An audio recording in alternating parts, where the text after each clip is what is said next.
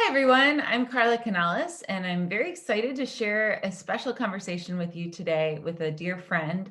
She's someone who I got to know through the Hear Her Song project, as she wrote one of my favorite songs called Grateful for the project. I am here with Rosabella Gregory. Hi, Rosabella. Hey Carla, how you doing? Good. I want to also tell everyone listening that it is a unique day today. We're recording this the morning after the election, so results are still tallying, and obviously kind of a lot of heightened emotions here. But we're lucky that we don't have to talk about politics. We get to talk about music. So I'm very curious, Rosabella, what was your first musical memory, the first thing you remember about music?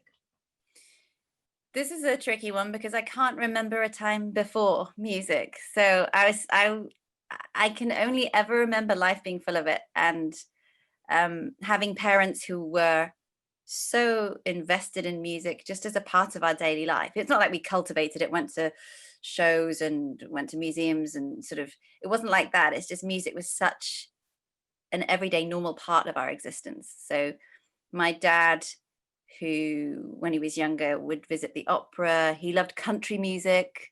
His mum was a concert pianist. Mm, So there's a kind of direct connection there. But with my mum, I'd say mum's really poetic. She's like a really poetic person. She'll look at the sky and talk about the moon, and it just sounds lyrical and musical. And just my parents were so artistically inclined anyway. Not neither of them did art like specifically any disciplined art, but they just it was part of life. So, but I suppose one memory that recurs is in our hallway where we had an upright piano. It's like a really like a secondhand thing that I think my parents got from an auction for like £10. uh-huh, uh-huh. Um, and it didn't even sound like a piano. It was just, but I remember just the buzz and sort of climbing up onto the stool and Mm. that feeling. Now, when I think back, I think I must have been really small to be climbing onto the stool, and that feeling of just being connected, but not. It sounds really silly, but not connected in a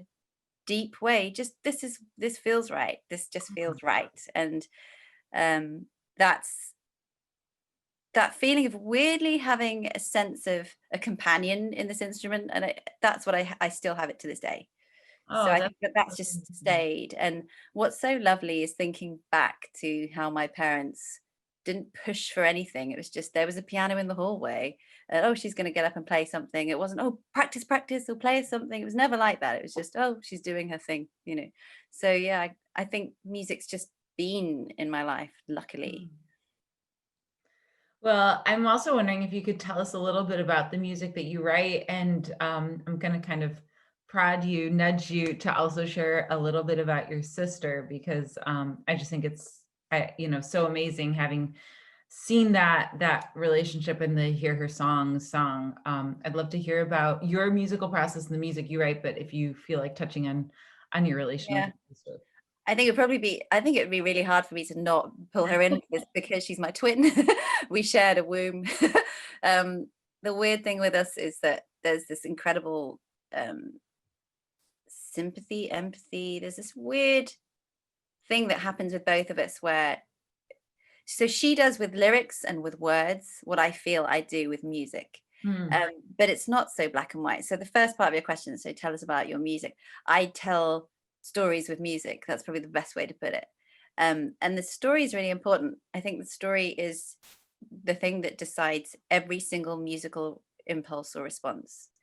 Um, and it's probably only now that I can look back on sort of the body of work that I've made thus far and think, yeah, that's probably a safe kind of formula, or that's probably how it has been. Um, I've always been someone, whether it's been like if I was arranging strings for somebody's music, I would always want to know what are the lyrics, what are we saying here, what do you really want to put across? And maybe it's not in the lyric, but what is the story? What's compelled you to even make this sound or put these words down?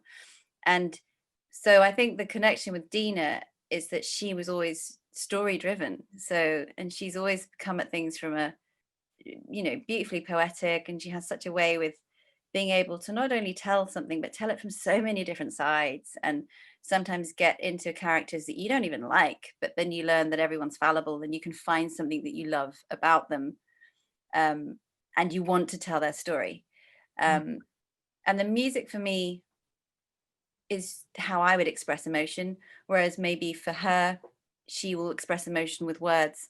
I feel I'm more eloquent musically. So I think I was a bit of a shy, weird child. So I'd sort of like, if I felt upset about something, it would come out and I'd pour it out onto the piano. Maybe not great. When I was younger, I didn't have the chops I have now. I didn't have the language musically, but because it was such, again, connecting to maybe how it was always in our lives, telling a story with music was as natural as writing in my diary. So yeah, but the connection with Dina, very, very lucky, because she'll write a lyric and I'll look at it and I hear music, and that sounds really convoluted, but it's true. It's just it's there already. But with Grateful, and I love that you love it, and I'm so flattered, and I just loved this project. I loved reading the transcription from Shavika. I loved hearing you sing. It's just been so exciting, and meeting all these other composers, because composers never meet each other. We're just like sitting on our own all day long, or you hear about each other, but you never actually see each other. So well, it's interesting. It's interesting also to just understand that process is so unique. And I think in particular, when I, got to know the story behind your process and that really special bond that you have with your sister, not just through flesh and blood, but through this musical collaboration, this artistic collaboration, it really speaks to me as something unique, like that I've never, heard about anyone else being able. Oh, really? Well, and I think there's another really unique thing to you as well, which is that you are a singer as well as a composer. And, I, from my singing standpoint, felt very like in awe of your singing on the song, because I really thought, well, what could I possibly do to make it, in any way better than that? I can't believe you're insane. No, but I think like really, that's something I wanted to ask you is, how has your experience as a singer and also as an arranger influenced your composing? And, when you're working it, do you turn to those tools, or, because you're an active performer as well?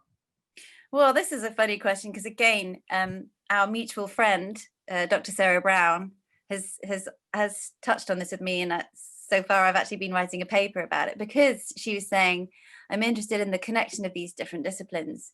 And it's funny because I don't want to be academic about it, because the truth is I think of it as this.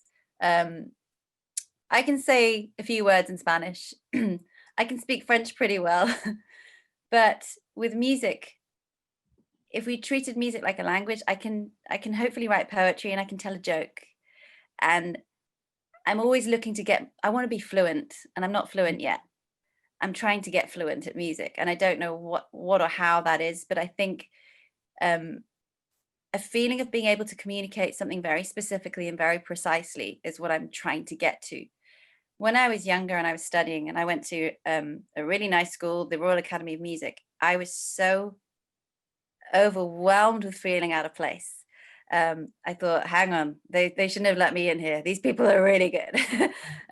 Certainly when I came across the jazz musicians, I thought, oh my God, I know nothing. And fear of not knowing made me precocious and go, I don't need to know this. This isn't my language. I don't want it. Actually, I don't like it. And it took a while for that nonsense, that kind of pride and fear to go. And then I realized, actually, I need to know this stuff. I don't know how I'm going to know it, but I need to listen and just keep listening. So when you learn a new language, you learn the language, your literature, and you learn the grammar. And I think the same thing with music. And that has led me to, and also having to pay bills. So saying yes to jobs left, right, and center. Will you arrange this? I guess so. I'll try. Can you sing on this? Yeah. By doing, sometimes because you had to pay the bills, what that afforded me was I learned those crafts, and those crafts each inform the next. When you write something, I now write with an understanding of how it is to perform it. So I know that I want, say, a viola line. I want them to enjoy the line. I want them to enjoy playing it. I know what their instrument can do to some degree. So I understand the mechanics of it. I understand what I want to hear. And all of that sits behind, what's the story? Does this story need that line to happen? A double bass, a lovely instrument, but how does he move? Is he Yeah. skittish and nervous? Is he laid back and chilled? That will dictate how the line is written. So I think all of these things, they bleed into each other, and they give you a sense of having a really specific, being able to paint a really specific image.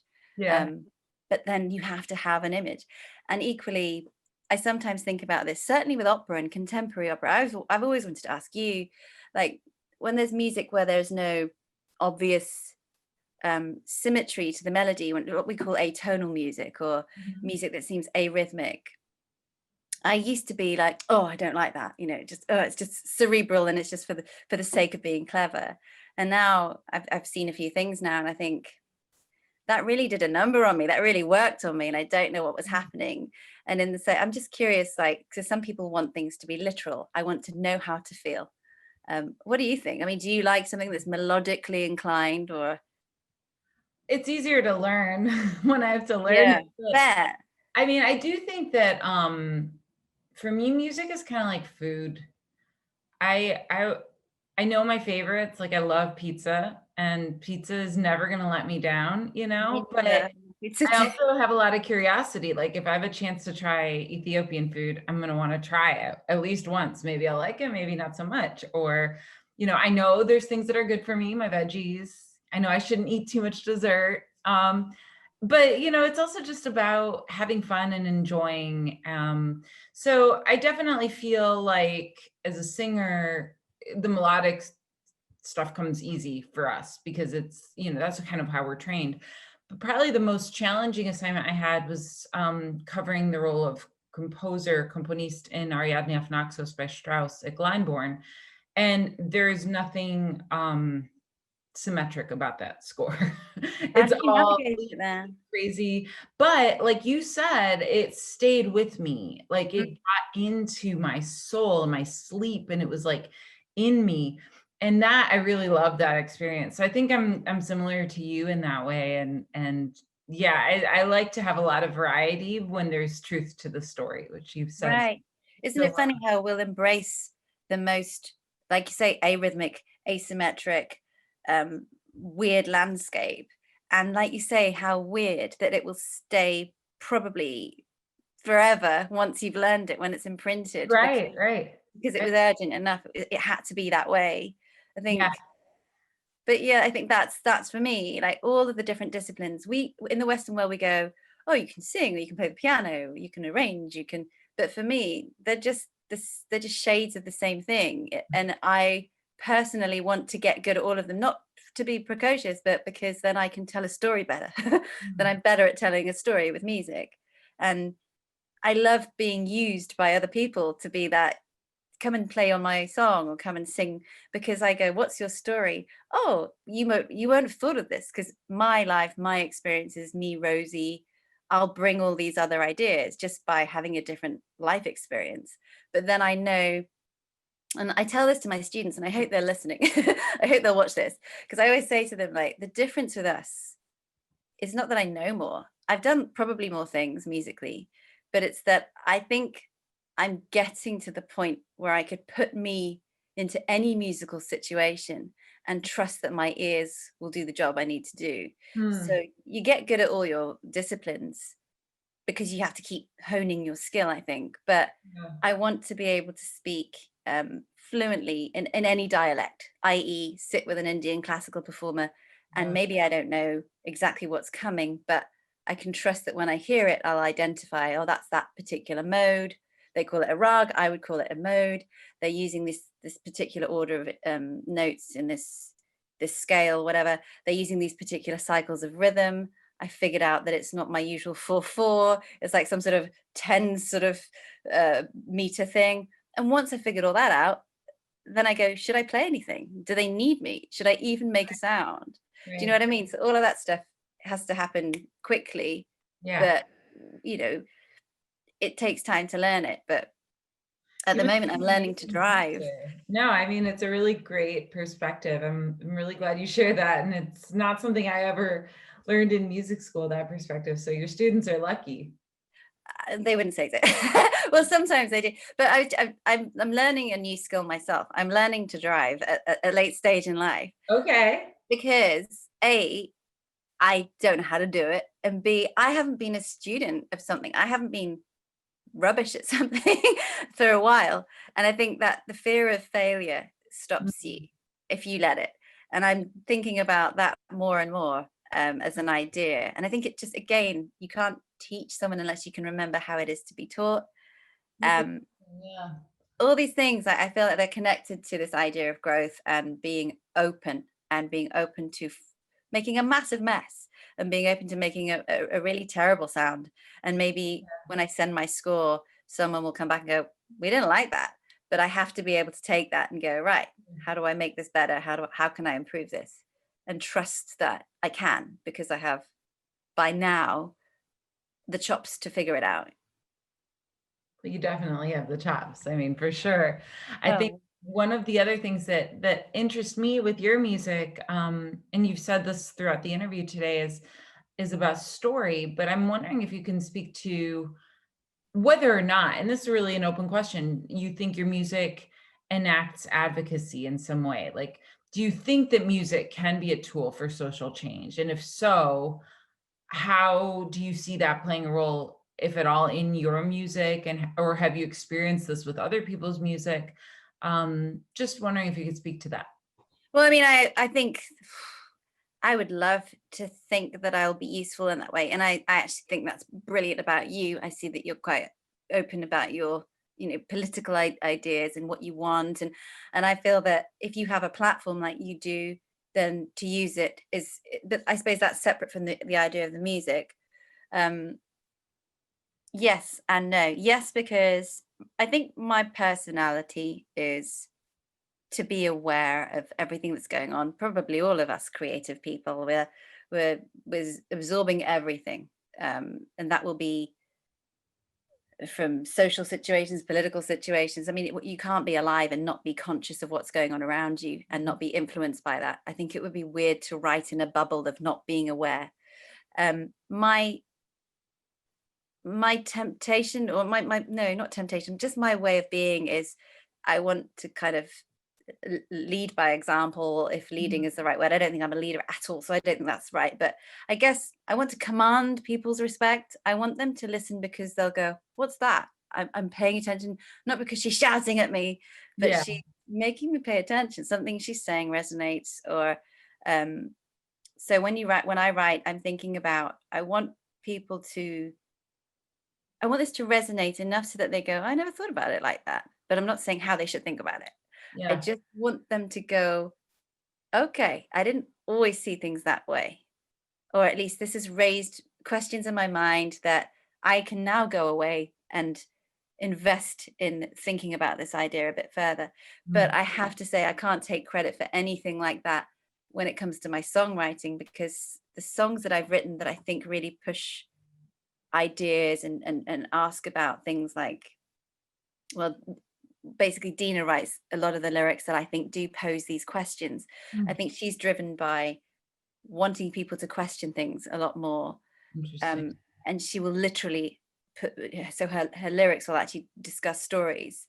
We have a song called Small Feet, um, and it's about, well, it's devastating, but it's about a little boy who was washed up on the shores of Lampedusa, who's a refugee, and it made the papers over here because it was the first time we had an image to the loss of people who are fleeing war-torn lands to try desperately to find a new home, or just to find somewhere that's safe.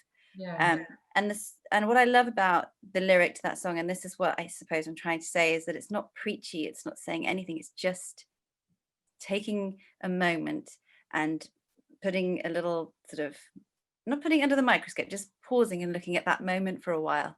And yeah, then it's up to you. It's total. And I don't think that I try not to perform in front of the song. Like, I sit behind it and just letting it come out. And it's not yeah. about me or my dress or my hair or anything, or my playing, none of that. It's about I just want people to get into the song and hear those words and just ponder it for themselves. If they do that, then yes, then the music can be an advocacy for social change, because I hope they'll go away and go, shit, we can't let this happen. We've got to do something. But am I the one who's banging the drum? I should be, but I'm not. I'm an introvert. I basically like. No, but I think posing the questions is it's such a respectful way also to ask people to re-examine their beliefs, you know, rather than telling someone what they should or shouldn't feel.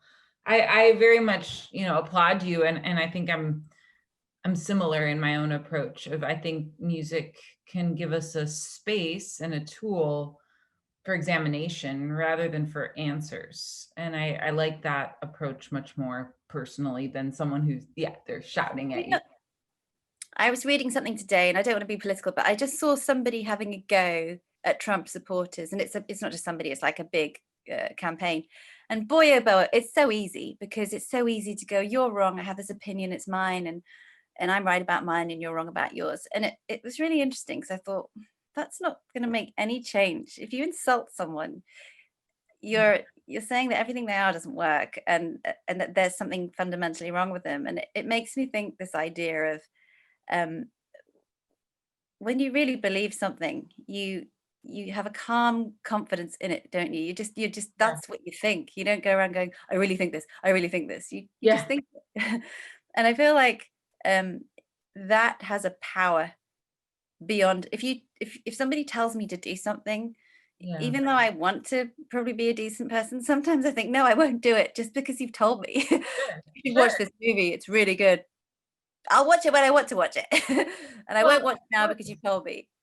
no, I mean, that makes perfect sense. And yeah, I think that's exactly right. I love this about you. You say you're an introvert, but I think you're just a very sensitive and like emotionally connected person. And I think it comes across in your music and your performance. So Thank it's you. something I really like. And speaking of performance, I'm really excited for people to watch the video that you shared with us. Can you tell us a little bit about that? Yeah, so I'm collaborating with Opera Up Close, a writer called Robin Norton Hale, and we're writing, I suppose I'd call it a children's opera. I think it's coming out December the 2nd, and it's an online children's story. It's a Christmas tale, and it's poignant and it's contemporary, and it's for sort of, I'd say, 8 to 11-year-old kids, but also families. And because, like any good children's story, there's a layer and a few layers for the grown-ups. And it deals with something that I think there's the backdrop of some kind of isolation. So it's not dissimilar to lockdown. Mhm. We all kind of have to deal with being on our own, cooped up in houses. And little Sammy is a little girl, and she lives with her dad, and her dad seems to be more afraid of something outside than she is. He's frightened. As adults will go, actually, he's depressed. And they're waiting for the return of her mum, who's somewhere at work. So again, alluding to this Yeah. idea of maybe a care home. But again, as a child, you just think, well, mum's away and she's coming home for Christmas. But the dad is becoming increasingly aware of, like, the outside being a hostile place. Oh, And this manifests in a kind of spooky, slightly gothic way. So it's slightly scary, but it's about the bravery of Sammy, who comes through for her dad. Um, and it's just lovely. And I think it's really, don't know, it's simple, but it kind of speaks quite deeply about how young people can be quite good at seeing very clearly what adults are really incapable of seeing, and just being brave when we think kids are, oh, we need to wrap them up, they're not going to be able to cope with this. Kids can really cope with a lot. yeah. And equally, it's what I love about Robin's writing is she doesn't make you feel cross that the dad's being, you know, neglectful. He loves his daughter, but he's Mhm. just not able to reach out the way she needs him to. So yeah, and the piece I sent you is an aria that we actually got some crowdfunding, and we wrote something just to kind of send out there and see if we could raise some money, and luckily it kind of did the job. But Yeah. this is an aria from the piece, And Well, what's it called? it's absolutely exquisite. I've listened to it several times, and I'm really excited that you chose this to share with us. And Well, I thought it might be up your street. well, yes, for sure. But I just think it's really great. Also, there's so many layers to what you do that I love. The singing, the composing, the arranging, but also like your heart and soul, and the way you're inclusive of so many genres. And that maybe is for another conversation, but whether it's opera or, songwriting in a more traditional form, the world needs more of you. I Oh, love talking with you, and I love thank your you. music so much. And thank you for sharing. And thank you for joining on a day like today where, it's there's a lot. I'm willing it to be good news. And whatever happens, we're always going to be okay. What I love is the solidarity. We're friends across an ocean, but we will always be okay, as you said. So, Absolutely. Yeah. Keep well, making thank you. music. Thank you, Rosabella. Lovely to see you. Stay safe. Thank you. And we'll talk to you soon. Okay. Bye bye. Bye.